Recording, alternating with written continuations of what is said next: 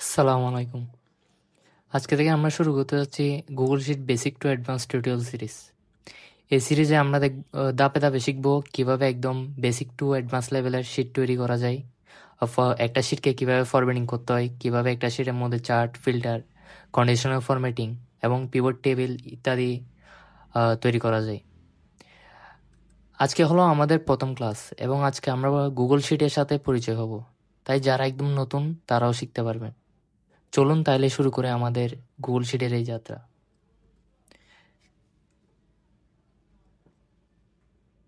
প্রথমে আসি Google sheet কি। গুগল শিট হলো গুগলের ওয়ার্ক স্পেসের একটি ফ্রি অনলাইন স্প্রেডশিট টুল।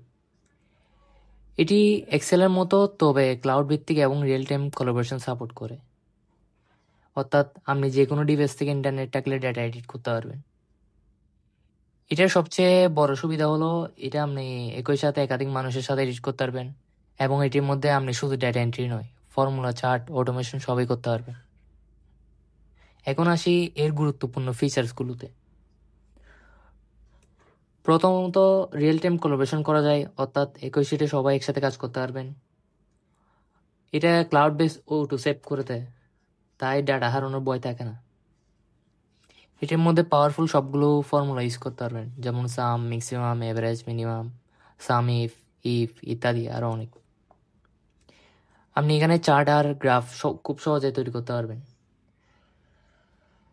চাইলে এখানে ডাটা ভ্যালিডেশন এবং ফিল্টারিংও করতে পারবেন এবং পাশাপাশি অ্যাড অন এবং অ্যাপ স্ক্রিপ্ট দিয়েও কাজ অটোমেট করতে পারবেন।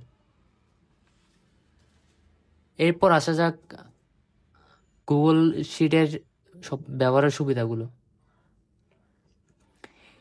এটি ফ্রি এবং যে কোনো ডিভাইস থেকে খুব সহজেই অ্যাক্সেস করা যায়। এটার জন্য আপনার আলাদা কোনো সফটওয়্যার ইনস্টল করার প্রয়োজন হবে না। এটা টিম ওয়ার্কের জন্য বেশি ইজি এবং খুবই উপকারী, এবং রিভিশন হিস্টরি তাকায় আগের পরিবর্তনগুলো খুব সহজে দেখা যায়।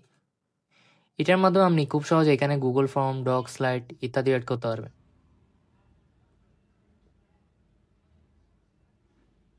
এখন আসা যাক আমরা কিভাবে গুগল শিট ব্যবহার করতে পারি এবং কি কি কাজে। প্রথমে আমরা ক্লাসরুমে মার্কশিট, তারপর অ্যাটেন্ডেন্স নেওয়ার জন্য এটা ব্যবহার করতে পারি। এরপর ব্যবসায় বাজেট বা সেলস ট্র্যাকার হিসেবেও ব্যবহার করতে পারি এটাকে। প্রজেক্ট ম্যানেজমেন্টের জন্য ব্যবহার করতে পারি। এমনকি গুগল ফর্ম থেকেও কোনো ডাটা এনে বিশ্লেষণ করতে পারি এখানে খুব সহজে। এরপর ব্যক্তিগত খরচ ট্র্যাক করার জন্য ব্যবহার করতে পারি।